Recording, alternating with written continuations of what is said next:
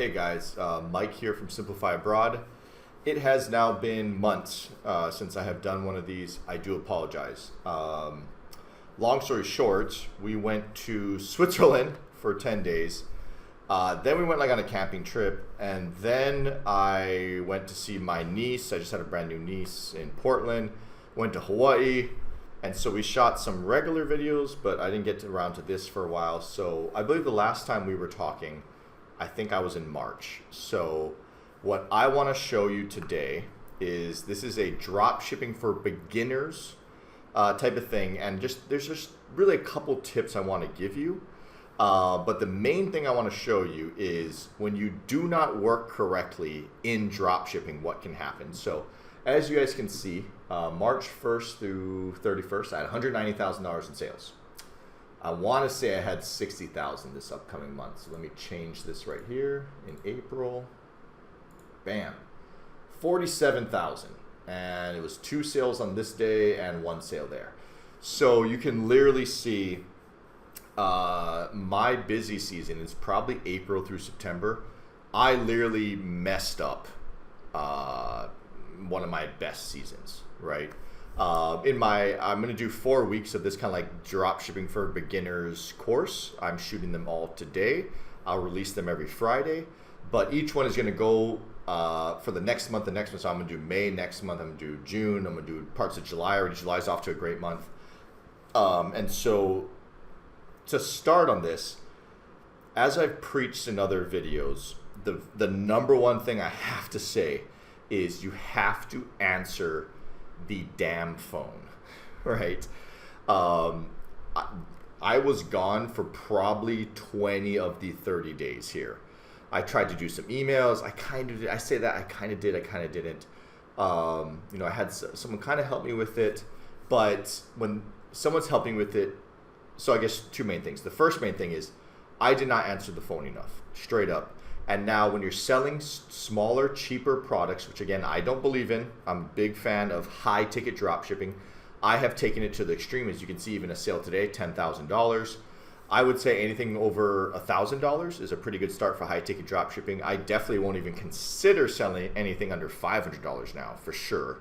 But if you do $500 to $1,200 as that sweet spot for your product, you may not have to answer the phone. I know some people are scared of answering the phone, all that type of stuff. In that price point and under, you may not have to answer the phone. Once you get to $1,000, you usually have to answer the phone, but sometimes in certain products, you can get away with it. But for products like mine, $10,000, $16,000, $30,000 items, if I don't answer the phone, if they don't call my number, hear a US person talking, no accent, anything like that, and me giving them the information that they're looking for, and that's the hard part about having someone help you, which I'll touch in more, because no one's going to know your product better than you do. But to get back to this, I didn't answer the phone as much. I didn't make as many sales. It really is that simple. And that's why in this drop shipping for beginners course, I hate it when people say, it's all automated, just kick back. Like it's all going to be okay. It's not going to be okay. If you sell high ticket items, once you set up your website, is some of that automated? Yes, it is. Oh, I gotta block that out. Sorry, a little Cascade thing came up with my wife's full name and everything. So, but I'm sorry. So when you're building your website, yes, you don't have to add more products. I mean, you can, but you don't have to once it's set up. If you have a bestseller, hey, maybe add some photos to it. It's minor tweaks that you can do, right? You could try a new product title. You could try a new header. You could try a new button color. You could try to add some Shopify badges to try to build more trust. There's tiny things you can do, but it's not a full-time job. Anyone who says that you can automate the business is just lying to you, right? Especially in high-ticket dropshipping. Some of those things you don't have to do as often, but you still should always be trying to improve your product pages. You should trying to see if a red button gets a higher click add to cart rate than a green button. Again, I'll talk about these things later, but the biggest thing that I want to touch on right now is you have to answer the damn phone. I went from $190,000 in sales in March to $47,000 in sale in April, and April's supposed to be the better month than March, right? 100%. I was traveling. I wasn't even in the same time zones half the time. I was sleeping half the time. People were calling me. Even being in Hawaii, was that 6 hours behind the East Coast. You have to answer the phone. Even if you're not confident, that doesn't really matter. You just have to know your product. I know this product inside and out. I can answer pretty much anything about it. And if I ever can't, a very simple tip I say, hey, you know what? My boss just stepped outside for lunch, for a smoke, whatever you want to say. The moment he gets back in, I'm going to ask him and I'll email you that. Can I get your email? Can I even get your phone number if you're comfortable talking on the phone, right? Can I get your phone number? Can I get your email? I'm going to get you that answer right away. Then, if you have a supplier, you can either email the supplier, or you can just Google the answer and get it for them, because you can really find most of the things if you just Google it. And so for the first thing, I wanted to show what a month of drop-off looks to me. I know a lot of people be like, 47,000, holy shit, I'll take that in a heartbeat. And that's great. Yes, and I'm not complaining about that. But compared to the 190,000 in sales we made the month before, versus this, and it's what's supposed to be a better month, you can see the drastic difference that me not answering the phone did for a high ticket drop shipping item. Again, you may get away with it if you don't sell items over $1,000, but you just make way more profit selling the bigger items. So I'm a big fan of the high ticket drop shipping.